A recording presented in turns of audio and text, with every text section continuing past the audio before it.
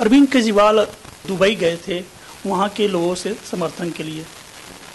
वो कहते हैं कि हम किसी पुरस्कार सम्मेलन में गए थे, लेकिन खबरें आ रही हैं कि वो पुरस्कार सम्मेलन नहीं, वहाँ से गलत तरीके से पैसे ले आने और जैसा कभी इल्ज़ाम लगा रहे जा रहे हैं उन पे कि ब्लैक मनी को वाइट मनी करने का वो कुछ मुंह का मामला था, उसके लिए गए थे। आखिर सच्चाई क्या है इसमें? अगर मैं कहूँ कि इससे बड़ा पॉलिटिकल टेररिस्ट हिंदुस्तान में अभी तक नहीं आया है, और जब मैं पॉलिटिकल टेररिज्म की बात करता हूँ तो आप ये जान लीजिए कि कोल्ड वॉर के पहले क्या होता था कि ये जितनी ताकतें हैं, इंटेलिजेंस एजेंसीज हैं, जब भी वो रिजीम चेंज करना चाहती थी तो वो चेंज वो लोगों को असैसिनेशन करवा के करती थी, जैसे ईरान में और कई देशों में हुआ है, कुछ लैटिन अमेरिकन स्टेट्स में हुआ है। ये तो अब जाहिर हो चुका है खुले तौर पे, जो CIA के डिक्लासिफाइड डॉक्यूमेंट्स है उस। लेकिन पिछले कोई 8-10 सालों में, और मैं 5 साल कहूँगा, डेमोक्रेसी को ही इस्तेमाल किया जा रहा है ऐसी ताकतों के द्वारा टेररिज्म के लिए। अब ये कुछ वेस्टर्न कंट्रीज है डेमोक्रेसी की बात तो करती हैं, लेकिन इलेक्शंस का सैंक्टिटी वो नहीं रखती हैं जब उनके इंटरेस्ट में नहीं होता है। मैं एक एग्जांपल आपको देता हूं यूक्रेन का। यूक्रेन में इलेक्शन हुआ, कोई एक पॉपुलर इलेक्टेड प्रेसिडेंट थे, वहां पर इसी तरीके से रेजिस्टेंस मूवमेंट चलाया गया, धरना चलाया गया, और जो लोग हैं वहां पर वो इतने हावी हो गए कि वो राष्ट्रपति, वहां की जो राष्ट्रपति का जो मकान था, ये भवन जो था, उसके अंदर वो जाके घुस गए और उन्होंने टेक ओवर कर लिया। तो आप बताइए कि डेमोक्रेसी में अगर इलेक्शंस का सैंक्टिटी नहीं रहेगा तो फिर किस चीज का सैंक्टिटी रहेगा? उसी तरीके से आपको याद होगा कि अरविंद केजरीवाल ने 26 जनवरी को के पहले 2014 की बात कर रहा हूं मैं, उनको जो स्थान नियुक्त किया गया था उनके लिए वो था जंतर मंतर। वहां से उनको वो उठ के चले आए रेल भवन के पास, जो कि बिल्कुल नर्व सेंटर के पास, दिल्ली के इस पूरे हिंदुस्तान का जो नर्व सेंटर है वो है आपका नॉर्थ ब्लॉक, साउथ ब्लॉक और राष्ट्रपति भवन का एरिया। ये आदमी वहां आके बैठा, जबकि उस समय इतना सेंसिटिव पीरियड था, आपका रिपब्लिक डे परेड होने वाला था। उनको किसी ने रोका नहीं, किसी ने रोका नहीं, क्योंकि कोई फैसिलिटेट करना चाहता था। मान लीजिए वो अंदर चले आए भी है, आए अपने सपोर्टर्स के साथ, और हो सकता है कि सरकार मान लीजिए किसी मजबूरी में बहुत ज्यादा फोर्स नहीं इस्तेमाल करने का नहीं चाहती थी, लेकिन उसके बाद उनके लिए ये मैट्रेस और तकिया और ब्लैंकेट और खाना और चाय और मीडिया एक्सेस किसने फैसिलिटेट किया? कोई तो किया होगा, किसी का हुक्म हुआ होगा। और उसके बाद के हालात आपको बताते हैं। उसके बाद ये आदमी वहां से आह्वान देता है कि लाखों लाखों लोग यहां पे आ जाओ। वो लाखों लोग आके क्या करते? उसके बाद वो थ्रेट्स इशू करना शुरू कर देता है कि मैं बताऊंगा कि होम मिनिस्टर कहां बैठेगा, शिंदे कहां, ऐसे बोला था उन्होंने कि शिंदे कहां बैठेगा। विश्वास कीजिए, मुझे ऐसा लगता था कि आगे क्या होगा मुझे भी नहीं मालूम है। अगर वो जो 3-4 लाख आदमी की ये बात कर रहा था, अगर वो यहां पे वो आ जाते और उसी तरीके से जो यूक्रेन में हुआ अगर घुस जाते तो हिंदुस्तान की हालात क्या होती? तो ये आपको ये सिनेरियो क्या गारंटी है कि ये दोबारा नहीं होगा? साहब, अगर उस समय प्रेसिडेंट प्रणब मुखर्जी नहीं होते और वो अल्टीमेटम नहीं इशू करते, और उस समय के जो आर्मी चीफ ने भी कहा परेड को लेकर, उन्होंने कहा कि भाई हमारा परेड का रिहर्सल से इफेक्टिव हो रहा है, तब जाके ये आदमी वहां से उठा है। और तब यही सवाल आता है कि कौन फैसिलिटेट इसको कर रहा है।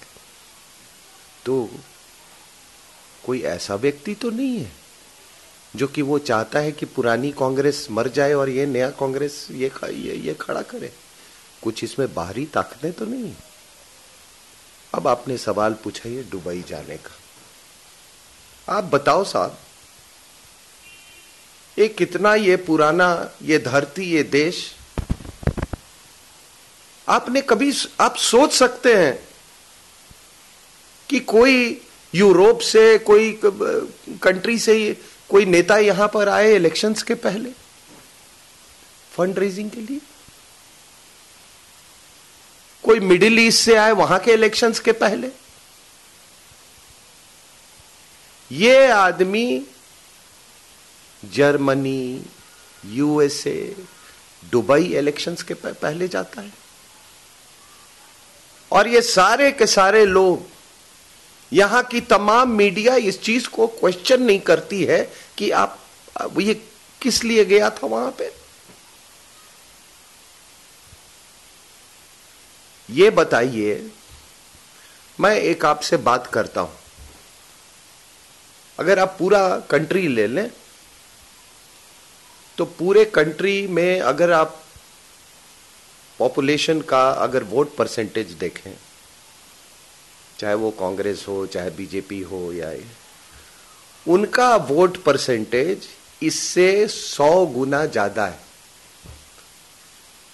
तो अगर 100 गुना ज्यादा है तो इसी प्रोपोर्शन में इनका इन्फ्लुएंस भी होगा। जो एनआरआई कम्युनिटी मान लो, जो तो वो उनको तो फिर 100 गुना चंदा आना चाहिए इसके बराबर। ये कौन सी एक नई पार्टी, मतलब पूरा ये जो क्लेम करता है कि इमेजिनेशन कैच, ये सब झूठ बात है। मुझे मालूम है कि ये आदमी हिंदुस्तान के जो दुश्मन हैं, जो दाऊद के लोग हैं, उससे ये मिला है जाके।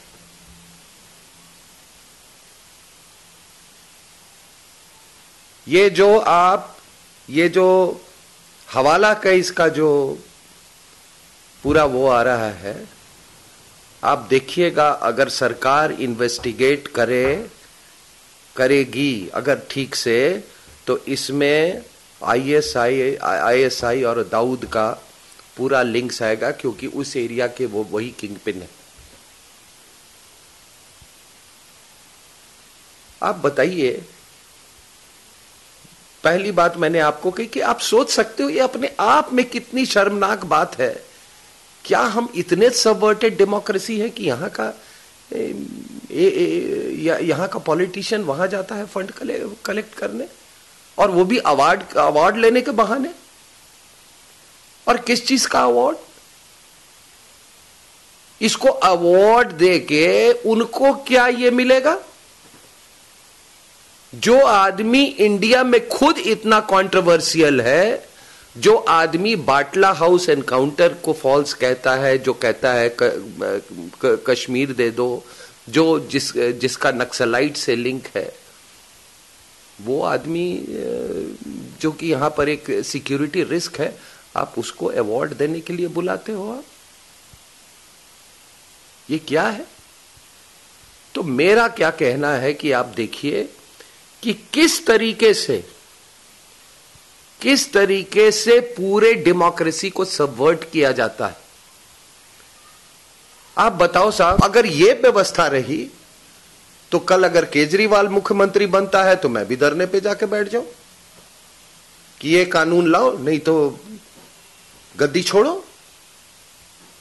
अगर ऐसी अराजकता होगी तो स्टेबिलिटी नहीं रहेगा, और जब स्टेबिलिटी नहीं होगी तो डेवलपमेंट नहीं होगा। और ये इंस्टेबिलिटी ही लाने के लिए ऐसे देश के दुश्मनों को तैयार किया गया है।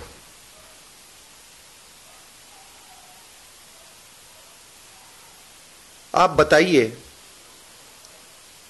मैं आपको कुछ देर पहले मैं आपको बोल रहा था, ये पुरानी कांग्रेस और को बेरी करने का, उसको गाड़ देने की बात और नई एक ऑर्गेनाइजेशन को खड़े करने का। मेरी कोई भी बात अगर गलत हो, देखिए मैं सिर्फ तथ्य बोलता हूं, अगर मेरे बात में तथ्य नहीं है तो मैं चैलेंज करता हूं कि कोई मुझे कोर्ट ले जाए।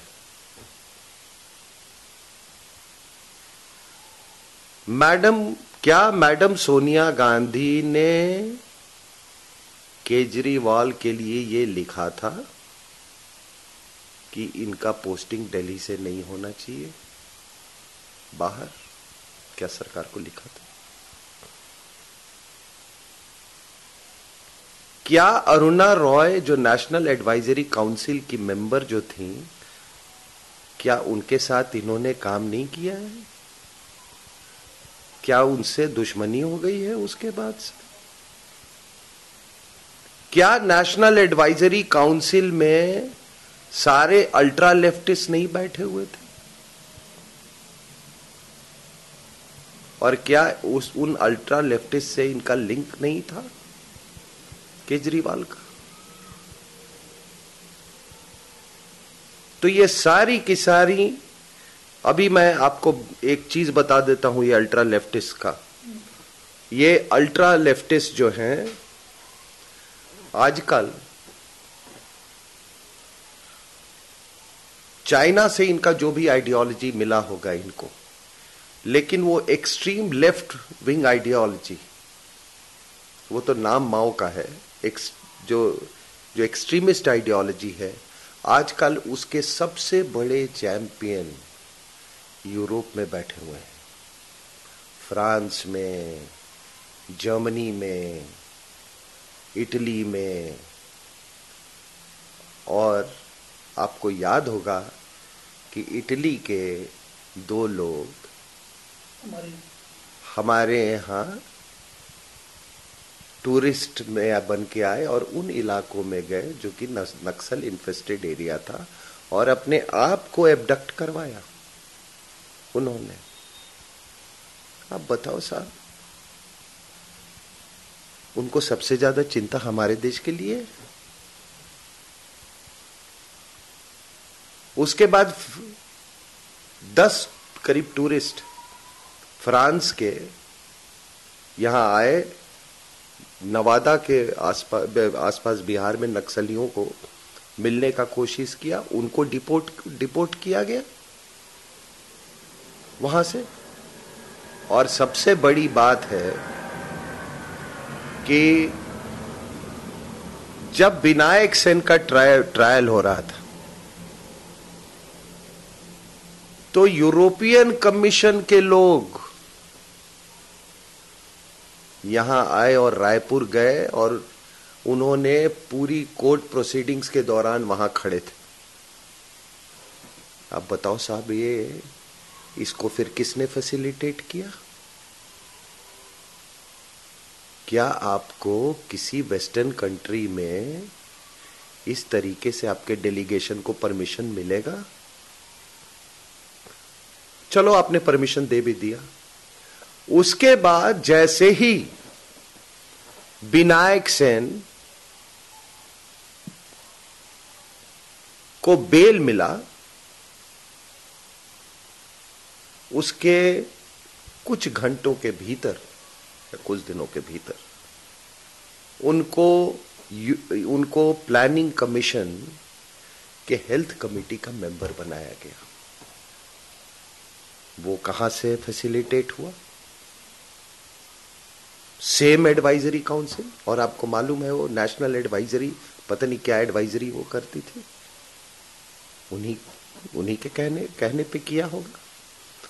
तो Vinayak Sen, Naxals, national advisory council, national advisory council की जो बेनिफैक्टर थी वो और केजरीवाल, अभी आपको सारी नेक्सस समझ में आ गई। तो अगर कोई कहता है कि ये केजरीवाल नक्सल है तो क्या गलत बोल रहे हैं ये। और मैं आपको आज बता रहा हूं कि लोग समझ, देखिए मुझे राजनीति से कुछ लेना देना नहीं है, लेकिन मुझे कुछ यूथ से यहां बहुत शिकायत है, वो यूथ जो कि बिल्कुल जड़ों से अलग हो गए और जो कि सोचते हैं कि पूरी मतलब जिंदगी वो ऑफिस और ऑफिस से पब और वो वाली वो वेस्टर्न उसमें है। मेरे को उनसे ये बहुत शिकायत है कि सब कुछ जानते हुए, मैं एक आदमी जिसको शिक्षा का उतना अपॉर्चुनिटी नहीं मिला है, उसके बारे में मैं समझ सकता हूं कि वो बहकावे में आ सकता है, लेकिन ऐसे लोग जिनके लिए हिंदुस्तान की धरती ने बहुत सारी मेहरबानियां की हैं, जिसके बदौलत उन्होंने ये अंग्रेजी बोलना सीखा है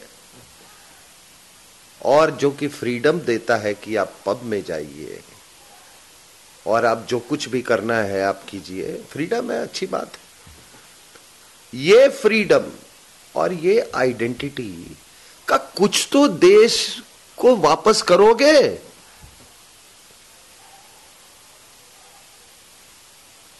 आप कैसे एक आदमी को सपोर्ट कर सकते हो जो कि अपने ही जवानों पे, अपने ही जो लोग जो शहादत जो दे रहे हैं, मान लीजिए आज सभी डिसाइड कर लेते हैं कि कोई देश के लिए नहीं मरेगा, क्या होगा इस देश का? आपने कभी सोचा है? कभी बॉर्डर से फौजें उठा के देख लीजिए, कोई टेररिस्ट के साथ मुठभेड़ नहीं करेगा, फिर देखिए टेररिज्म ये सारे पब वालों के घर तक नहीं पहुंच जाते हैं। और उसकी शहादत पे, उसकी शहादत पे ये आदमी उसको बाटला हाउस एनकाउंटर को फॉल्स बोलता है। ये बोलता है कि कश्मीर दे दो।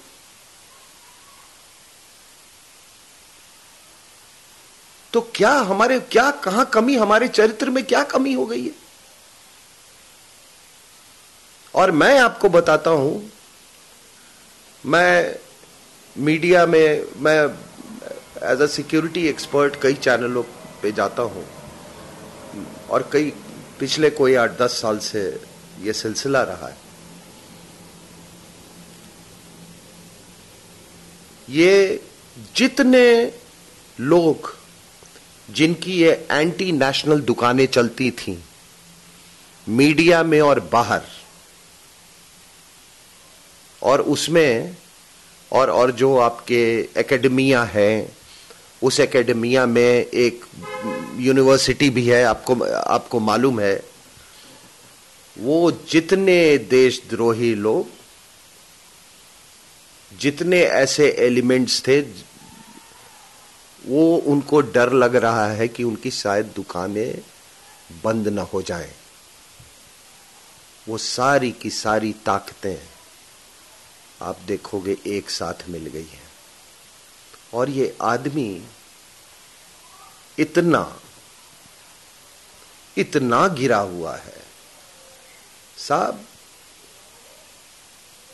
आप एक मोहल्ले में जाते हो, एक जगह पे, स्थान पे, लोगों की भावना ये करते हो, आप कहते हो बाटला हाउस एनकाउंटर है, आपके लोग जाके इमाम बुखारी से मिलते हैं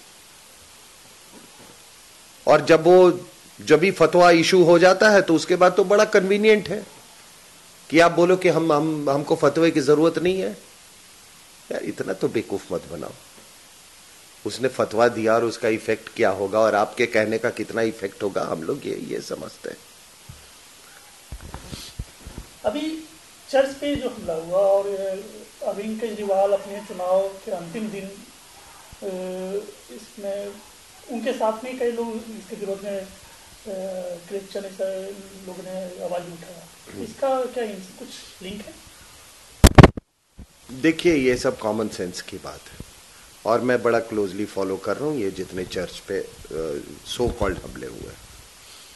अगर कोई धार्मिक द्वेष या उन्माद से कोई इस तरह की घटना की गई होती तो सभी में जो लेवल ऑफ डैमेज होता है वो बहुत ज़्यादा होता है या सिग्निफिकेंट होता है, क्योंकि वो उन्माद का तरीका ही वही होता है। लोग जब उन्माद में आ जाते हैं तो उनको अच्छे और बुरे का वो डिस्क्रिमिनेट करने का वो जो सेंस होता है वो खत्म हो जाता है। लेकिन यहाँ पे कोई दो आदमी आए, मोटरसाइकिल पर एक पत्थर फेंका, तो क्या भाई चोरी हो गई?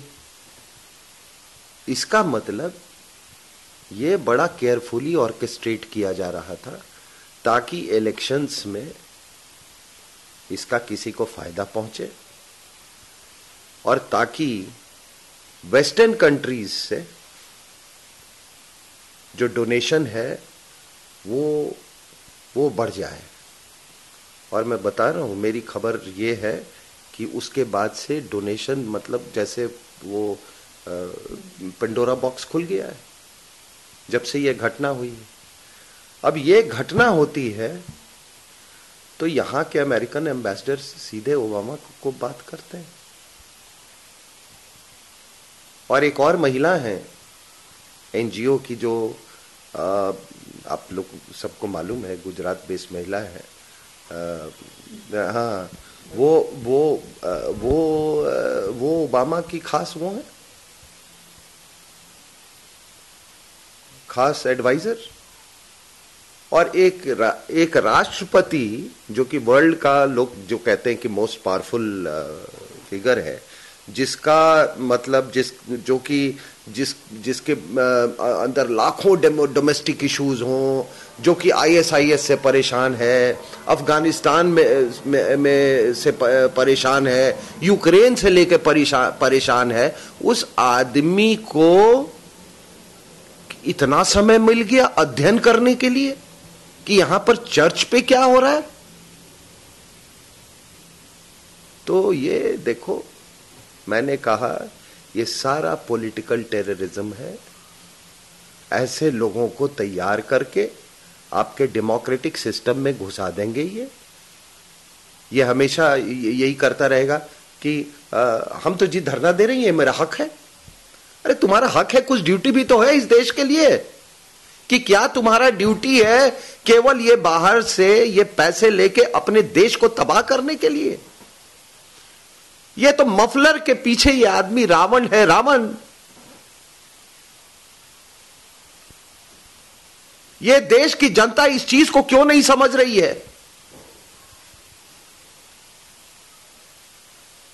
और हकीकत आएगी, इस देश को हकीकत मालूम होगा, लेकिन शायद तब तक हमको अपने आप पर माफ करने का भी वक्त नहीं मिलेगा। आज साहब एक इलेक्शन हुआ है इंडिया में। सारी ताकतें इंडियन इलेक्शंस का मिसाल देती हैं।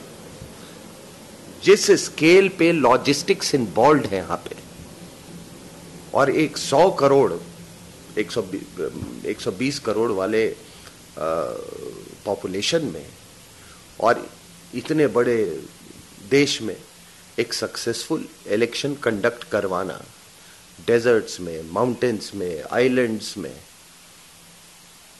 ये अपने आप में एक बहुत बड़ा अचीवमेंट है। वो इलेक्शन होने के बाद आप यही सोचते हो ना कि ठीक है, अब एक नई सरकार आई है, उस सरकार को पूरा मौका दिया जाएगा काम करने के लिए। 5 साल तक काम करेंगे। अगर वो 5 साल तक उन्होंने काम ने जो भी किया उन्होंने, तो उनको फिर उसका खामियाजा भुगतना होगा। लेकिन आज आप हकीकत में क्या हो रहा है? आज हकीकत में ये हो रहा है कि इस आदमी ने एक दिल्ली जैसा स्टेट, जिसको फुल स्टेटहुड भी नहीं है, उसका एक सबवर्टेड पॉलिटिशियन पूरे हिंदुस्तान पे हावी हो गया है, क्योंकि सारी आपकी मीडिया यहां पर है, यहां का सिंबॉलिज्म बहुत हाई है। लोग बात करने लगे हैं कि मतलब सरकार के रेफरेंडम की बात करने लगे हैं। तो ये आदमी, आप देखो, एक छोटे से आदमी जो कि दिल्ली से एक पार्लियामेंट्री सीट नहीं जीता, वो आदमी आज पूरे गवर्नमेंट को, पूरे आपकी व्यवस्था को, पूरे पार्लियामेंट्री डेमोक्रेसी को वो हॉस्टेज उसने बनाया हुआ है।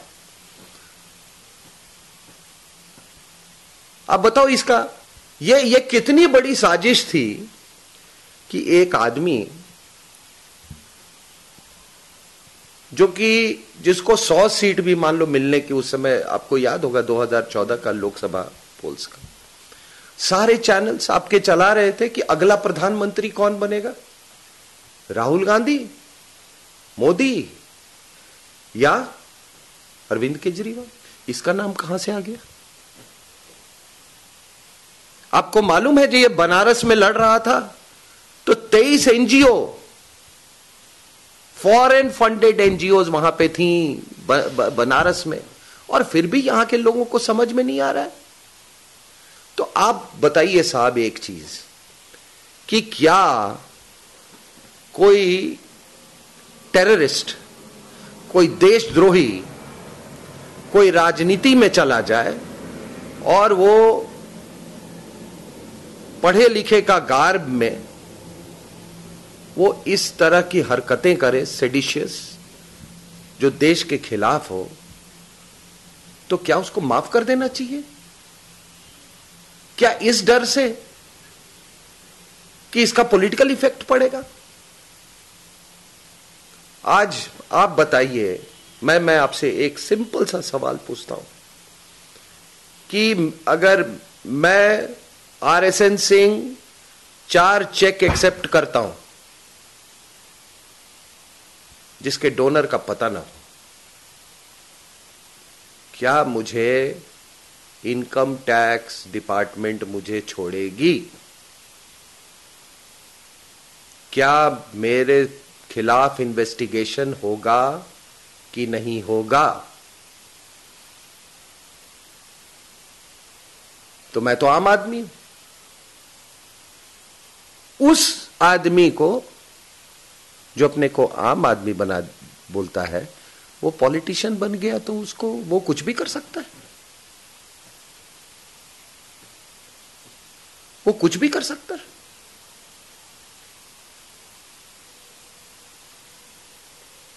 तो ये देखिए, जो मैंने कहा कि ये is a perfect example of political terrorism. और पॉलिटिकल टेररिज्म के हम लोग एग्जाम्पल्स बहुत देख रहे हैं। यूक्रेन हुआ, आपका जो सारा अरब स्प्रिंग था वो भी एक पॉलिटिकल टेररिज्म पे था। सीरिया में वो इन्होंने करने की कोशिश की गई, वो पॉलिटिकल टेररिज्म फेल कर गया। श्रीलंका में कुछ भी कोशिश की गई है। रसा में भी ऐसा कोशिश किया गया 2012। वो कोशिश अभी भी जारी, वो सभी जगह। और बताओ साहब एक चीज, कि ये सारे जो एनजीओ हैं, ये फॉरेन फंडेड एनजीओज, ये ओबामा को ये क्यों नहीं कहते हैं जाके कि यार तुम अपने देश के बारे में कुछ करो? तुम्हारे स्टैटिस्टिक्स के अनुसार वहां हर 3 औरत में 1 औरत रेप होती है। यहां के एनजीओज बोले जाके, वहां भी तो कुछ करना चाहिए। इस एनजीओज को, ये जितने ये आपके नेशनल एडवाइजरी काउंसिल के जो वो टॉप लेवल के एनजीओज थे, ये ठीक है, उनको इसी में डीस्टेबलाइजेशन में, इन्वायरमेंट से कैसे डीस्टेबलाइज करना है कंट्री को, कैसे अगर मान लीजिए कि कोई प्रोजेक्ट से कोई देश का फायदा होगा तो किसी और देश के कहने पे उसको रुकवाना कैसे है, ये सारे चीज में ये माहिर हैं ये लोग। उन लोग को कभी ये क्यों नहीं हुआ कि जाके अमेरिका को बताए यार अपने यहां कुछ करो, फैमिली इंस्टीट्यूशंस बनाओ, तुम्हारे यहां लोग इतने पैरानॉइड क्यों हैं, कैसे संस्कार बन गए तुम्हारे यहां वैल्यूज कि तुम एक बच्चे को भी उठा के उसको प्यार नहीं कर सकते हो। और जहां पे rape of step daughters by step fathers जो कि रैम्पेंट है, उसके बारे में ये लोग क्यों नहीं सोचते हैं यहां के एनजीओज? जिससे तुम पैसा लेते हो, अरे उसको भी तो कुछ बोलो। तुम यूरोपियंस को भी बोलो क्या कारण है तुम्हारे यहां इतनी औरतें और इतने लोग आईएसआईएस को ज्वाइन कर रहे हैं, उनको भी तो सीख दो। ये क्या मानसिकता है सर, ये क्या मानसिकता है?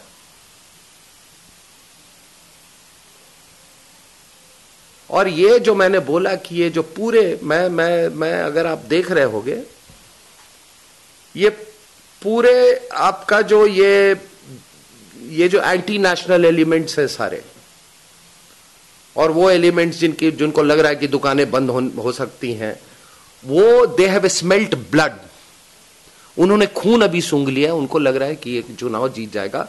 और आने वाले दिनों में मैं आपको एक बात कह रहा हूं, अगर ये आदमी चुनाव जीत के आ गया तो आप समझ जाओ कि ये आपके मीडिया में कुछ लोग और जो प्रिंट मीडिया में और ऑडियो विजुअल मीडिया में ये हर दिन इस आदमी से सेंट्रल गवर्नमेंट को गाली दिलवाएंगे और ये हमेशा न्यूज में बना रहेगा, पूरी दिल्ली का फोकस। और ये आदमी गार्नर करेगा और यहां से कंट्री को डीस्टेबलाइज करेगा। इस बात को लोग समझ लें कि वो क्या करने जा रहे हैं। इस संदर्भ में बिहार के लालू प्रसाद जी उन्होंने बोला कि अभी हम लोग कई योजनाएं बना रहे हैं, कई प्लानिंग कर रहे हैं, जिसके आधार पे जो एनडीए गवर्नमेंट को, मोदी की जो गवर्नमेंट है, उसको 1.5-2 साल में खत्म कर देंगे। तो क्या इसका भी कोई इनका कुछ, इन लोग का जो अभी समीकरण जैसे बढ़ रहा है कि ये जनता परिवार इकट्ठा हो गए हैं और जनता परिवार अब इनके केजरीवाल को सपोर्ट करे, तो कहीं कुछ इन सब का संबंध है क्या?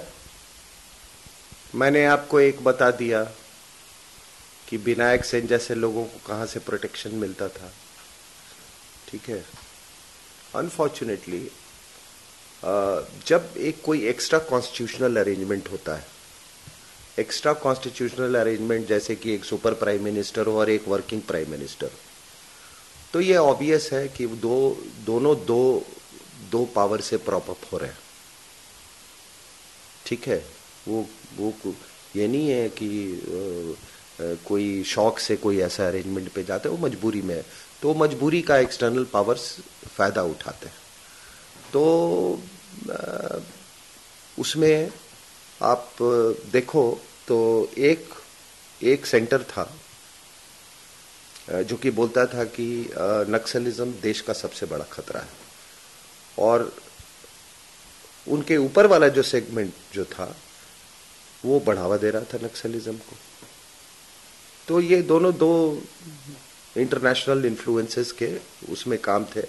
जब भी ऐसी सरकारें बनती हैं और जो एक्स्ट्रा कॉन्स्टिट्यूशनल अरेंजमेंट होता है, तो उसमें मतलब जो ये एक्सटर्नल पावर्स हैं उनको तो मजे आ जाते हैं, सारे काम करवा लो उनसे। आपने देखा होगा कि किस तरह से न्यूक्लियर डील में ऐसे लग रहा था कि कुछ लोगों की नहीं हुआ तो नानी मर जाएगी उनकी,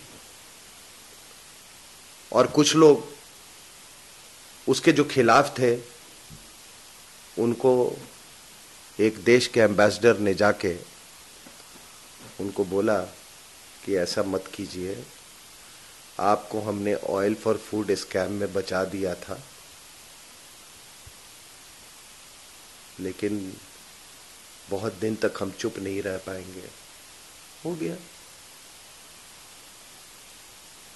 मैं डील के क्या है खिलाफ में अच्छा है वो उस पर मैं जा ही नहीं रहा हूं, लेकिन मैं अपना ड्यूटी समझता हूं कि अब देश के लोगों को ये चीजें बताने की।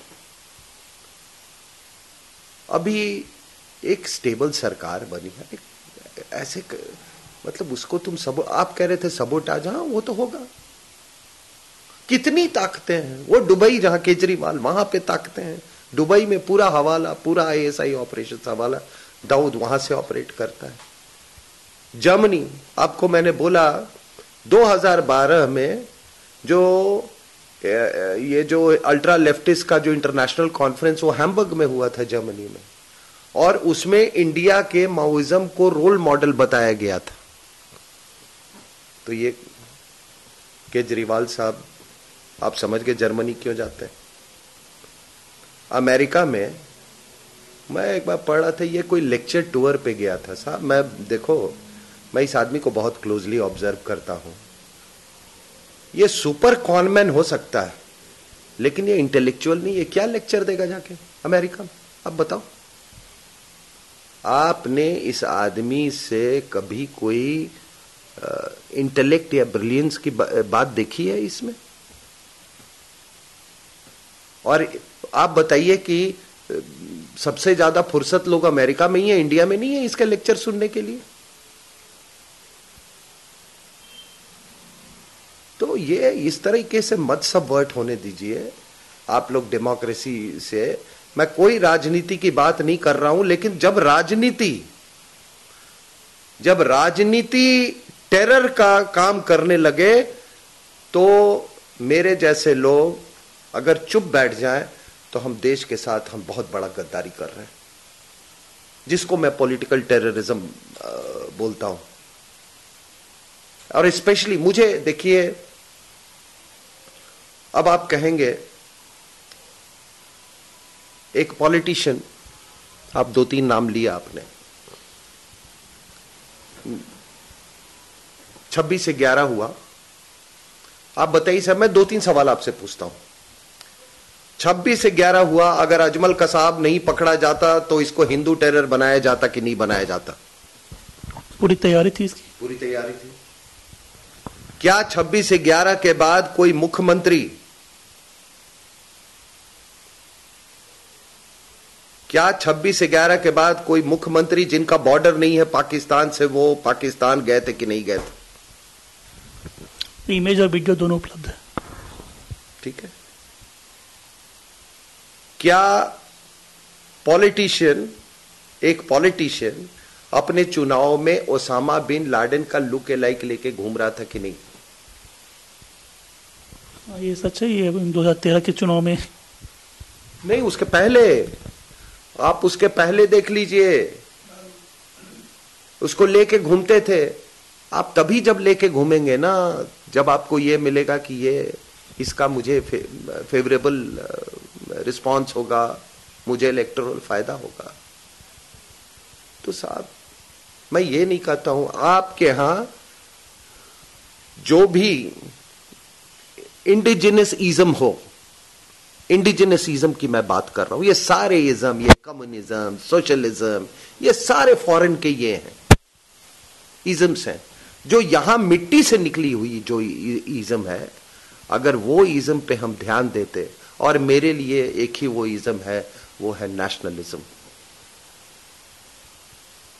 जो आपके मिट्टी से निकली हुई हो वही आपको सर्व करेगा। और एक मैं आपको एक बता दूं एक बात, कि लोग ना आपको कहेंगे कि हम सब, आप सबसे बड़े पेट्रियट हैं। तो मैं आपको बोलता हूं कि पेट्रियट की 2-3 चीजें होती हैं। एक पेट्रियट हमेशा बोलेगा कि हम एक कैसे थे और एक कैसे रह सकते हैं, हमारा इतिहास में एकता कहां कहां पे है।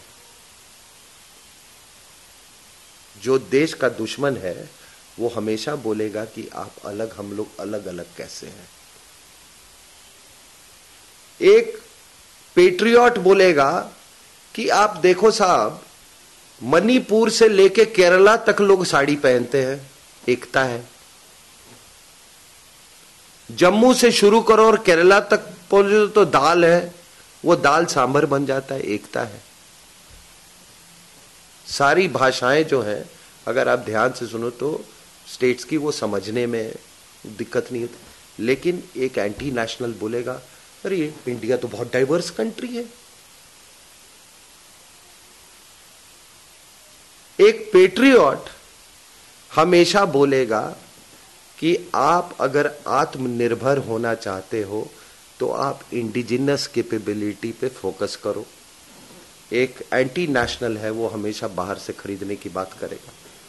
तो ये कह देना कि आप ही सोचते हैं कि आप पैट्रियटिज्म है, आप अपना पैट्रियटिज्म, वो सब अंग्रेजी बोलते हैं, अपने स्लीव पे मत रखिए, मैं तो स्लीव पे लेके चलता हूं। तो जब देश का नेता, जो नेता बनना चाहता है, वो जब फॉरेन कंट्रीज में वो जा रहा है आपके इंडिजिनस डेमोक्रेसी को इन्फ्लुएंस करने के लिए, तो वो राष्ट्रवादी है या एंटी नेशनल है?